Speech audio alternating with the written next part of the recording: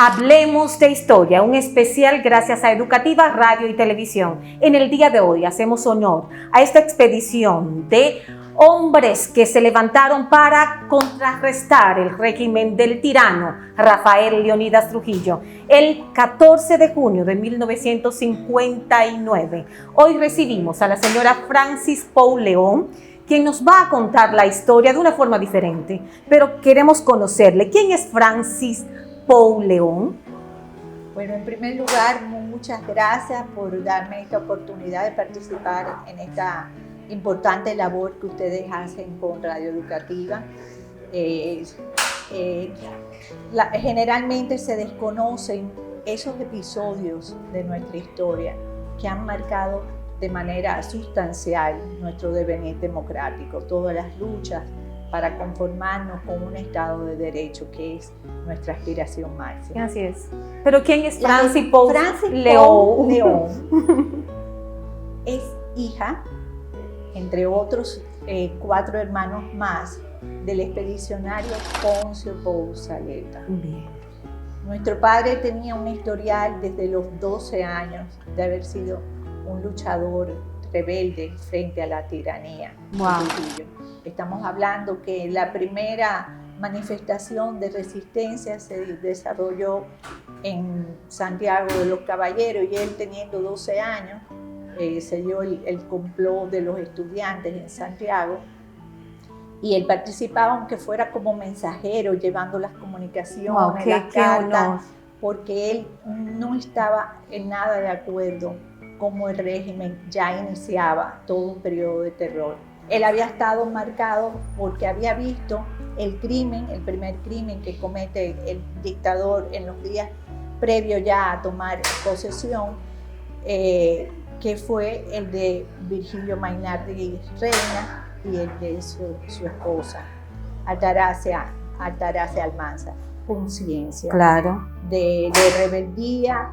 Y también él tenía en su familia, con un gran respeto, una valoración de que su abuelo había participado en la guerra restauradora. Entonces ahí había un nido de conciencia, de valores, de entrega, de que para poder tener un país, una patria, también había que saber luchar por ella y defenderla. Claro. Entonces él pasó su juventud entre diferentes periodos de prisiones y en diferentes áreas, en Santiago, en Santo Domingo, en el pueblo de Duvergé, se lo pusieron como por cárcel. ¿Estuvo preso? Sí, en numerosas ocasiones, incluso en solitaria y totalmente desnudo. Por ejemplo, en la cárcel de la Fortaleza de la Romana estuvo casi 1 año y 6 meses en solitaria, así, bajo esas condiciones. Entonces, había mucho en él sembrado, vamos a decir, hacer toda una construcción de qué era necesario para cambiar las cosas.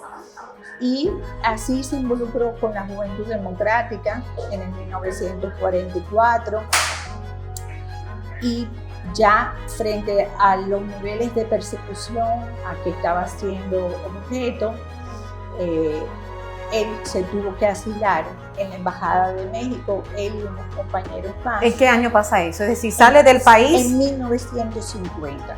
Habían ya pasado las huelgas azucareras, fue un periodo también difícil entre que un Trujillo supuestamente daba un periodo de tolerancia a los grupos más socialistas, por ejemplo al Partido Socialista Popular, y también se daba el que, por ejemplo, Mauricio Báez había tenido que salir del país también porque estaba siendo perseguido. Por la tiranía. Por la tiranía. Entonces, ¿en qué año se inicia esta gesta? Del 14 de junio de 1959. Entonces, para mí es importante insistir, y yo lo pongo en valor siempre, lo digo. La grandeza para mí del pueblo dominicano es que manifestó su oposición desde el inicio de la tiranía. Lo que pasa es que era un régimen que implementó el terror, Claro. el miedo, la delación, fomentó todos los mecanismos para que esa resistencia no pudiera manifestarse y no pudiera pues alcanzar Dar fruto. los frutos esperados. En este orden, pues obviamente vamos a ver que a lo largo de las 3 décadas que estuvo el dictador en el poder, se dieron expresiones de expediciones armadas desde afuera. Esto así porque frente a que el dictador tenía un control desde a nivel de las estructuras familiares, de las estructuras comunitarias, los vecinos que delataban, los compañeros de A trabajo, base del terror, todo. a base del terror. Uh-huh. No se era difícil hacer un movimiento de oposición en el plano interno. Es decir, en el país, había que salir. Había que salir. Muchos de estos dominicanos que conformaban estos movimientos de resistencia, de oposición, cuando tomaron el exilio por opción, no era para simple y llanamente desarrollar una vida en el extranjero, ni para construir familias, sino con un propósito, sino era con el propósito de crear las condiciones para volver a su país. Ya. Por ejemplo, mi papá, que escribió un libro con sus memorias, se llama En busca de la libertad, mi lucha contra la tiranía de Trujillo, él dice que ellos, cuando estaban en el exilio, siempre era buscando la manera de cómo contactar a los otros exiliados para hablar de qué podemos hacer. O sea, era una preocupación constante. En ese orden vemos que a lo largo de las 3 décadas se dan movimientos expedicionarios, unos frustrados, por ejemplo, el primero, el de Mariel, que fue en el 1934 y lo organizaba Rafael Estrella Ureña, que no se dio. Después vino el de Cayo Confites en el 47, que también se frustró por delaciones y soborno por parte de Trujillo.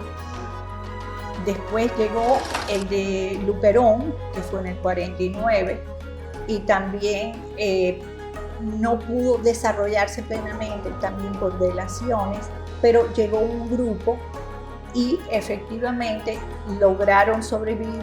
De 15 que llegaron, lograron sobrevivir 7 de esos expedicionarios del 49. Pero los dominicanos en ese interín que estaban en el exilio, estaban escuchando esto. Estaban informados, claro, atentos, comprometidos con esa lucha y con ese propósito. En el 58, con la caída de la dictadura de Marcos Pérez Jiménez en Venezuela, ven que hay una oportunidad en el para 58. Ellos, justo en el mes de enero, el 23 de enero del 58, cae la dictadura de Pérez Jiménez en Venezuela y ellos se juntan en la casa de Reinaldo Santiago Pou, un primo hermano de mi papá. Se juntan para fundar la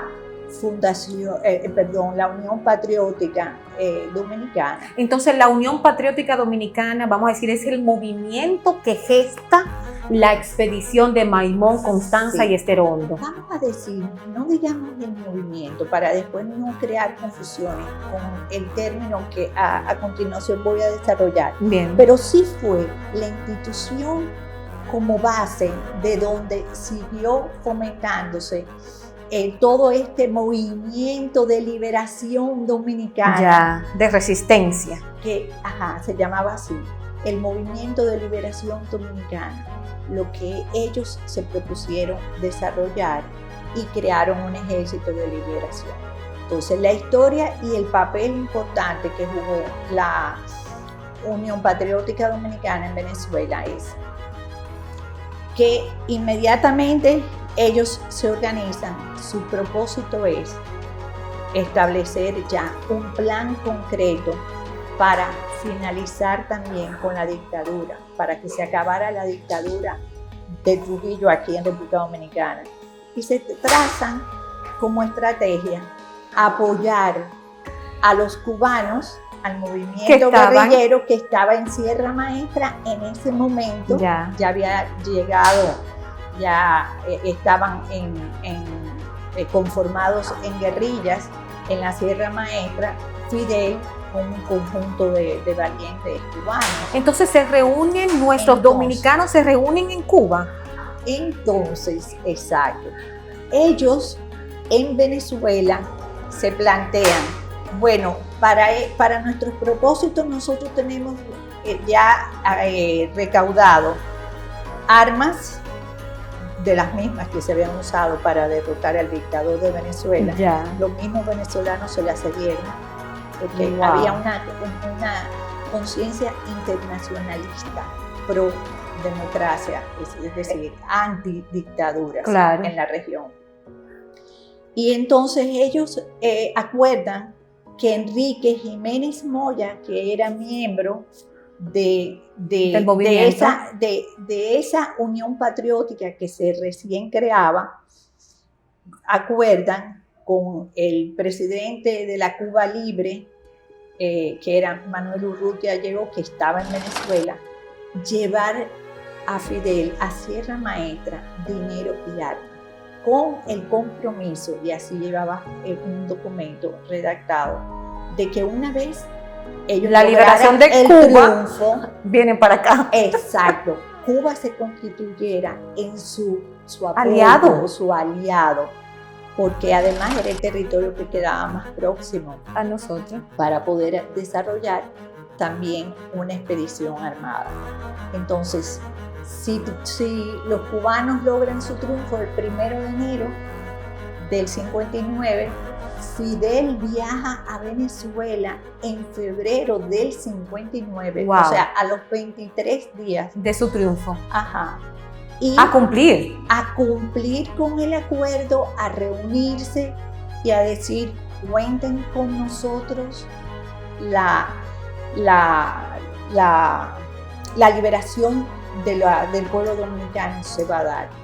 Entiéndase que Fidel Castro había estado participando, entrenándose en la expedición de Cayo Confite, que se había frustrado, pero que demostraba que él sentía una valoración por nuestro pueblo. Y claro, él normalmente hacía referencia en sus palabras, en sus discursos, al vínculo tan entrañable que teníamos cuando Máximo Gómez, también, que era de aquí, era el gran libertador de allá, del pueblo cubano. O sea, que era una reciprocidad, una continuidad, si quisiéramos decir, de la solidaridad entre pueblos. Después de escuchar esto, entonces, ¿cómo se gesta el día?